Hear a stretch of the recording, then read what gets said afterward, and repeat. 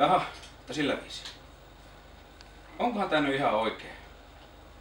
No, mä otan selville tästä asiasta. Hei. Mä sain potkut puhelimessa. Sun täytyy soittaa nyt rakennusliitto. No hemmetti. Ei munkaan auta. No Raksaliitostahan saa monenlaista apua muihinkin tilanteisiin ja niitä muitakin etuja on tarjolla esim. Rakennusliitto on auttanut minua työturvallisuusasioissa aika paljonkin. Myös noita bensa-alennuksia ja sitten lomamatka-alennuksia ja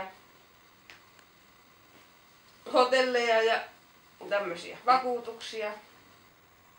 Onneksi on saanut apua näissä palkkaepäselvyyksissä. Nuorilla on paljon Raksanuorten tapahtumia, missä on todella hauskaa. Jep. Ai perhana, kuoliko se? Ei hemmetti. Ei muuta kuin säkki päähän ja monttuu. Ei se mitään, rakennusliitto korvaa.